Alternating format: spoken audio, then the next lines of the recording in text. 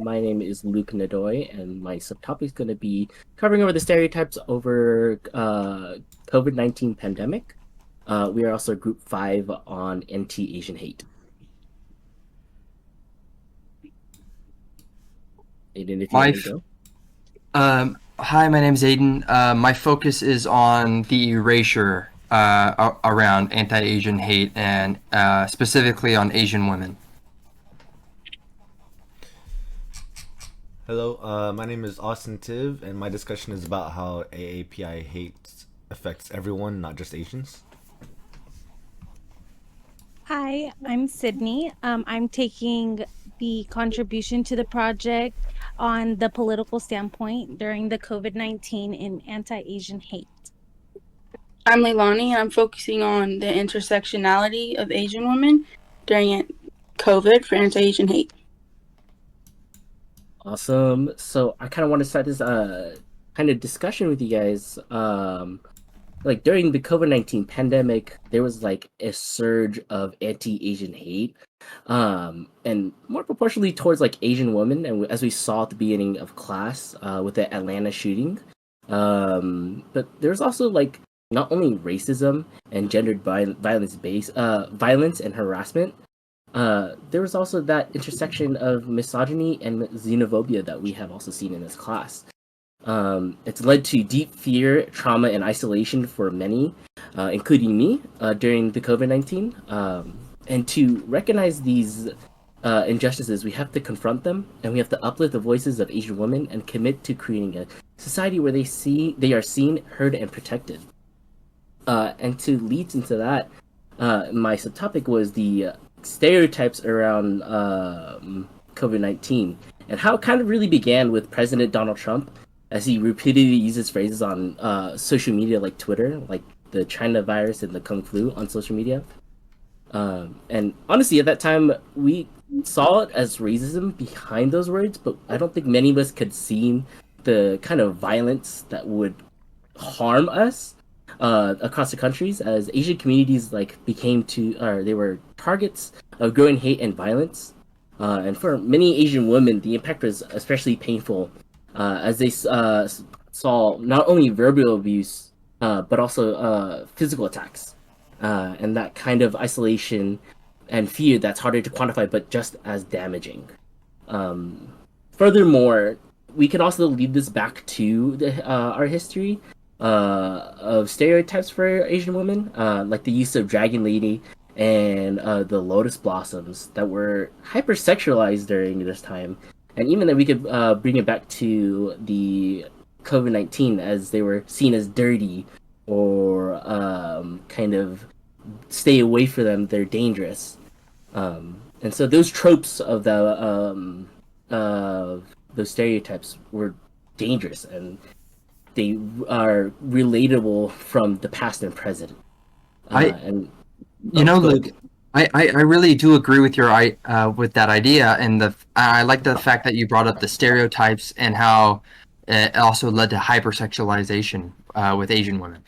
Thank you. Um, because these stereotypes, you know, that they are connected with my subtopic of erasure, and it's because these stereotypes turn Asian women into objects and treat them as not real people. Their lives, feelings, and experiences are just ignored, and when the media repeats these ideas, it hides who these women are, and it hides their experiences, and it just doesn't let them have a voice, which is very limiting, and it's very erasing of their experiences and who they are as people.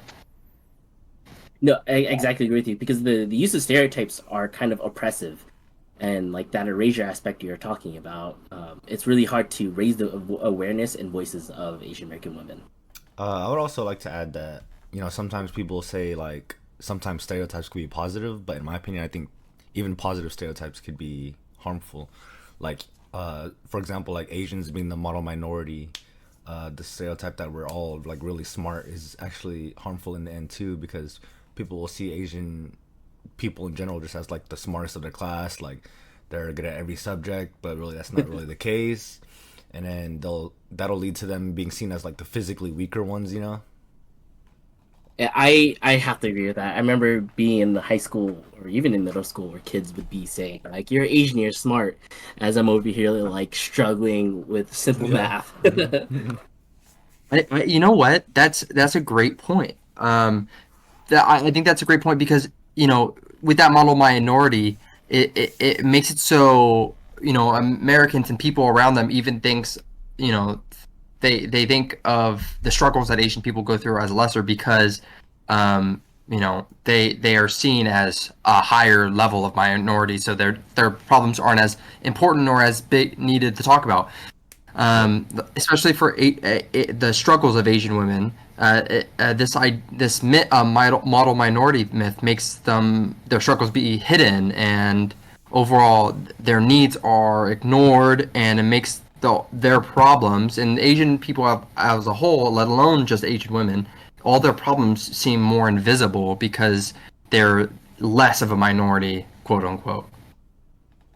Yep. Agreed. Yeah, I I'd would like to add definitely to have to that. say. Oh yeah.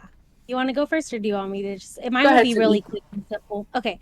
So yeah, I was just like I really do have to agree with that because even for like my subtopic, since I look more into the political standpoints and just looking and recognizing that Asian women really are not like talked about in history, and there's such a small percentage of women that are actually and have made such a large change and dedicated so much time because they fell into a lot of those stereotypes and just all these views that they were just completely understood and seeing like in a way that that wasn't really who they are. So it's like very, I think like all of it just like kind of connects to just like they're so represented. Like the representation's very low. And I know like the stereotype of like Asians are so smart. Like there's a lot of like um back ended like comments by family members and stuff like you're expected to be this great, be like they want you to be a doctor, they want you to be a nurse, they want you to be Hmm. the top of the top, and Hmm. ideally when it's not, that's not the life for everybody, so that's kind of just a little point in ad. Yeah, definitely. I think it's not just about being Asian or just being a woman. It's how both of those things together made them more vulnerable in ways that were different from Asian men or non-Asian women. Like, for example, I read that Asian women reported higher rates of verbal harassment and street level attacks. And a lot of that had to do with stereotypes about Asian women being passive or easy targets. And what's wild is that even though they were clearly being targeted, their stories weren't getting that much attention in mainstream media. And that's why some Asian women actually turned to social media to speak out because traditional news outlets weren't covering what was happening to them. And one of my sources actually talked about how women like Michelle Tran started organizations to hand out self defense tools and create safe spaces for Asian women and communities that I think that shows not just the impact of the hate, but also how these women had to do the emotional and physical labor of protecting their communities. And that's something that adds even more pressure on top of everything else they're going through. I'd actually kind of want to bring it back to Sydney's standpoint of like they're not seen, and including like men that I feel kind of, how do I put it? I feel like Asian women in general in the histories, they are very much underrepresented, and that's because I like a lot of Asian cultures are patriarchal, and some of them are matriarchal. However, like it is hard to see the histories without having to ask them themselves or having a like an outlet or a platform that they can go onto and really speak about what their minds like going to the news. Like they're not going to get coverage on that. I think the only time they got coverage was that Atlanta shooting where the guy goes in and he just kills like I think 9 women, 9 Asian women, and then that's where we draw the line. Like, oh, because there's a mass killing of Asian women, we can handle it. But as soon as it's one Asian woman, it's like it's okay to just gloss over it. You know what, Luke? You make a good point with that as well. When it comes to, I like that you brought up the Atlanta shooting, because people, because you know, even in that situation, you could see some of the blame was actually not on the topic wasn't on the victims. It was on understanding the perpetrator. The people blame the victims for who they are. It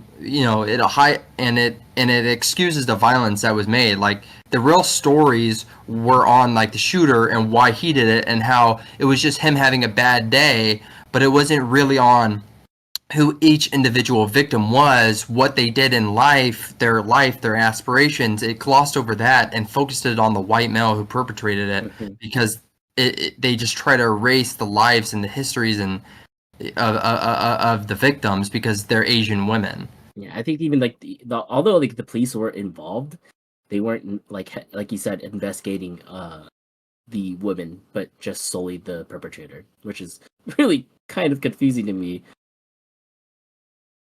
Yeah, something that I really recognized about that too was always just so interesting of like how many of like these stories, like one of the articles, it was said like in between like nearly 1900 hate crimes against Asian Americans were reported by, and there is so many that was going on during the time of the cold COVID-19. And I just think that with the representation of somebody that's supposed to be leading our country and very well respected, and somebody we're supposed to ideally like follow and not necessarily agree with, but kind of look as like he's representing our country. And so many people just came out and just did all these acts of violence, and it's like, dude, these people may have always felt this way and they just felt maybe held back, but I think because of our leader that put it out there and started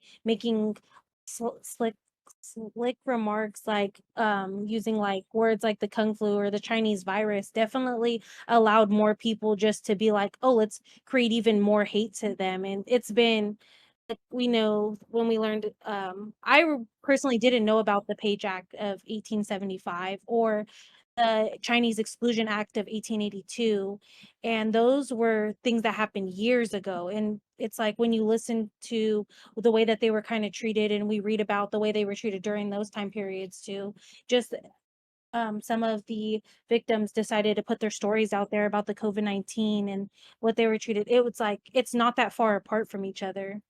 Yeah, to take it back to your like how the rise of aggression happened with Donald Trump.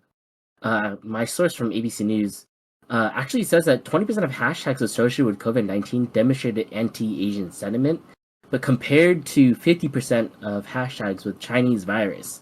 So as soon as to the Chinese virus, the hashtag happened, and we saw that our president can use this kind of derogatory like stereotype and slur, it's okay for us or them to then use it against the Asians, and like, oh, our president's doing it, it's okay for us to do it. Yeah, exactly.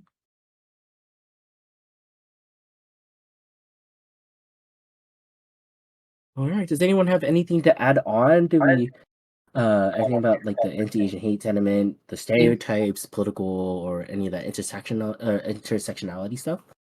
I have to say, just that something that I wanted to talk about a little bit more is it was actually mentioned by Cydney, I believe. It was about like how they're not really talked about. Like even when people talk about racism, Asian Americans are often left out. Their experiences with racism and sexism are not included in big discussions or movements, and it's because like overall, it works with the intersectional discrimination. It works with the model minority myth because people don't think since they're a model minority, quote unquote, their issues don't matter, and it's not like all Asians are that quote unquote model minority, if any, and it's because over 12% of Asian Americans live below the poverty line, but that's still not discussed because the few that live above are the ones that are focused on, which I feel like is hurtful for the whole movement as a whole when it comes to Americans and Asian American women. All right. Okay, I just want to make a little bit, couple more points.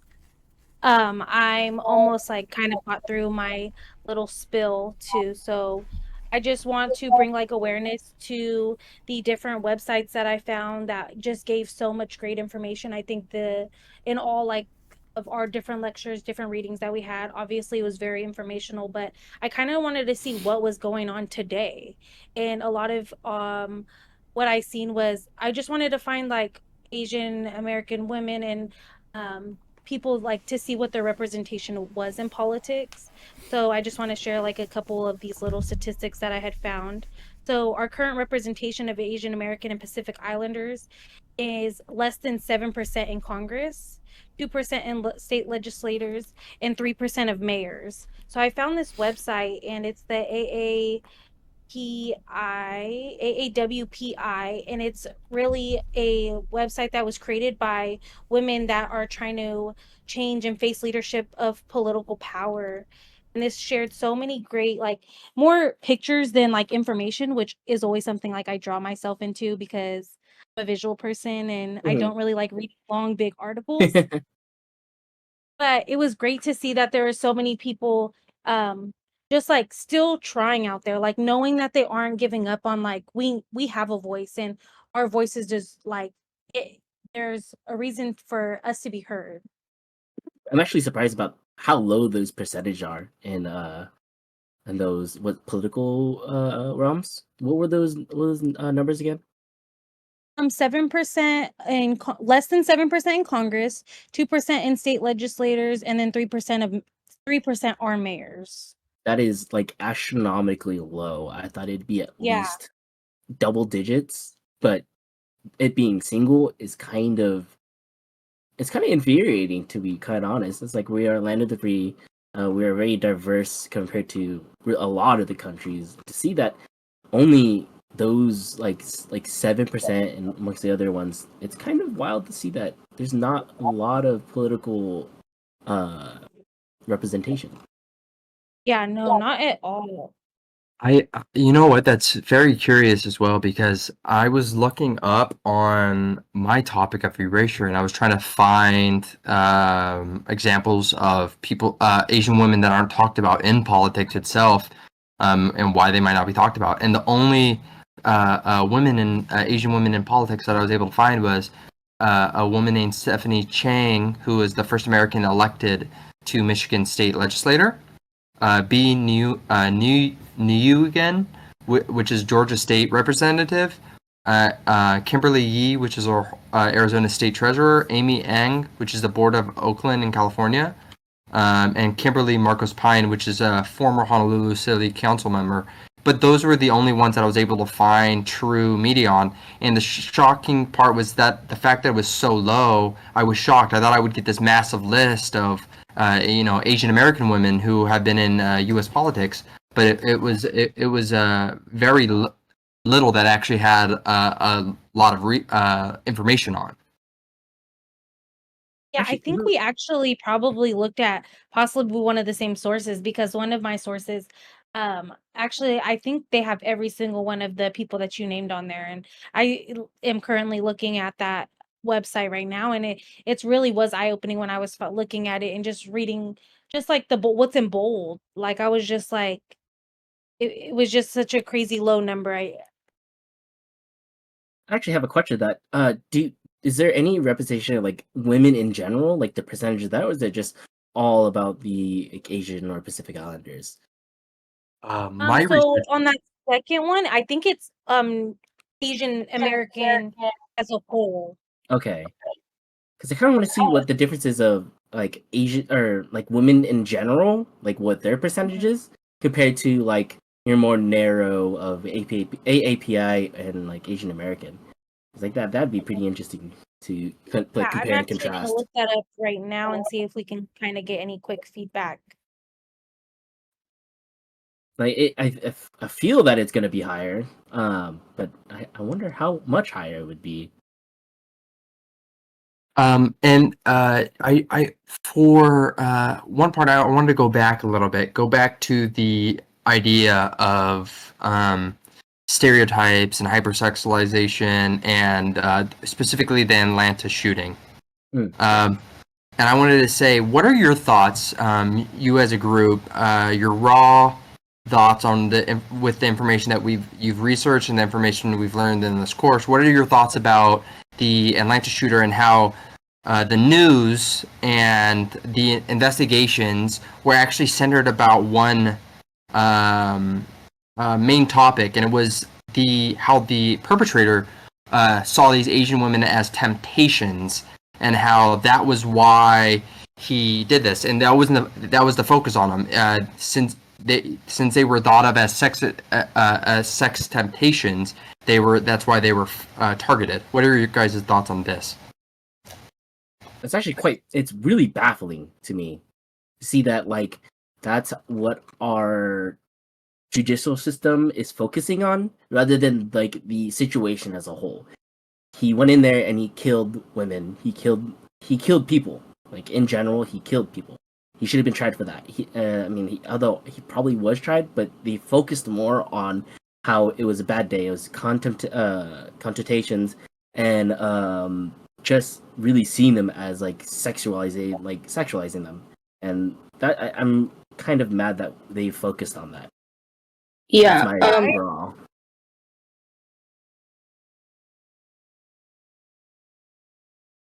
I saw Cydney and Loni. What did you guys want to say? Bonnie I was like, since I've been first okay, the last thank time. you. Yeah. My raw thoughts, that case was a whole mess of like racism, sexism, and erasure all at once. And how you guys had mentioned how the shooter said that it was like the temptation, or that's how the media like put it, which shows he didn't see those Asian women as full human beings, which is like completely sad, and just objects tied to his own guilt or shame. And that's where you really see the intersectionality, because the way race and gender work together to make those women targets. And what's frustrating is that the media at first didn't call it a hate crime. A cop even repeated that the shooter's lying about him having a bad day, which made it feel like the victims were being erased from their own story again. And instead of focusing on the women, or why Asian women specifically were targeted, the conversation drifted towards the shooter's mental health or sex addiction. And the fact that these were Asian women working in low wage, highly feminized labor also made people less willing to speak up. And it touches everything: the stereotypes, the erasure, the victim blaming, media framing, and the news just underreported it, and they misframed it. And that case makes a strong point for the group's entire project. Because if you look at the full context, including race, gender, labor, and how people are talked about, you miss the deeper truth. Yeah, I completely agree. I think that when I had read more detail about it, I kind of remember seeing it on my social media when it had happened, but it was very brief. There was probably no detail. So when I actually took time to like read about it and stuff, it was just crazy for them to just focus on what he had done and not like the victims. In like, these people had lost their lives over someone that, quote unquote, really couldn't control themselves. Like, I don't know if I could just be the way I am, but like, that should never give somebody a reason to ever kill someone because you had an addiction. Like, that's not their fault that you had that addiction, like, Yeah. you have to kind of like, it was a really sorry excuse to me. Like, Yep. that is, yeah, he would have been better saying I was psycho.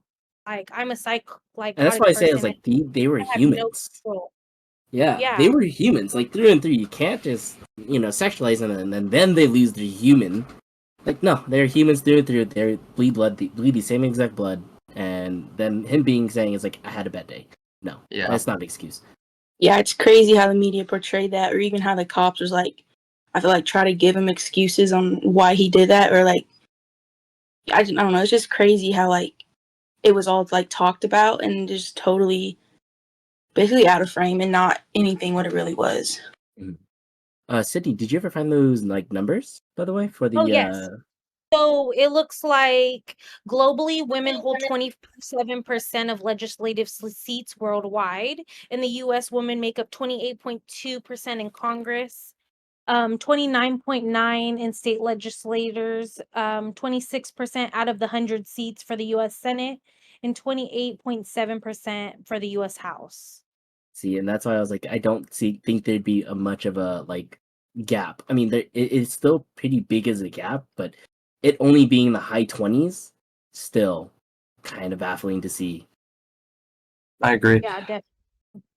For any, as for the group, does anyone have any ending remarks that they'd like to say about their topic and what they've learned when researching Asian hate?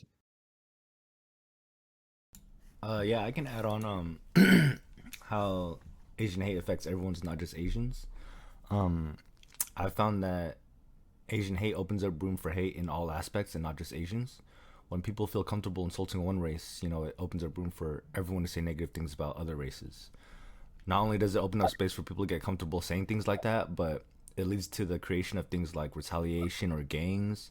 And as you guys know, gangs are like a hate filled concept where it affects our whole community, regardless of race or affiliation. Actually, and then in my subtopic, I kind of honestly the stereotypes and see how like the statistics of like the violence rising using the China virus. Uh, it was really interesting to see, and it bothers me that as soon as we're okay, like Aiden or Austin says, it's like as soon as we're okay with kind of being racist towards another group, then it makes that okay to like full send. I totally agree with that sentiment.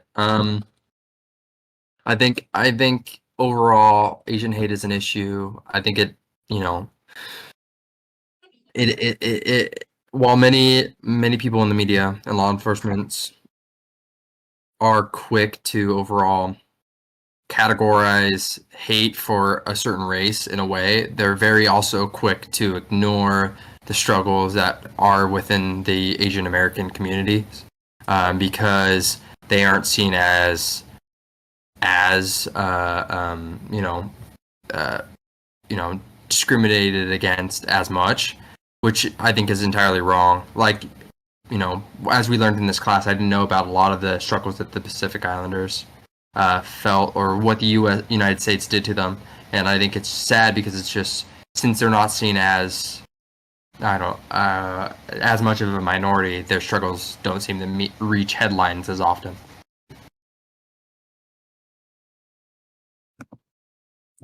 Yeah, I definitely think this class definitely opened my eyes in a way that I just had no idea, like, actually about all that has gone on over the years and just how much we're missing in history. Like, I took this class as just an extra, like, 3 units just to fulfill my requirements of having to take 12 units this semester, and it opened my eyes, and I'm just so I'm so grateful I took it and I put in the work and the hard work and not just being like, "Oh, it's just an extra class, I don't really care," because it was so informational.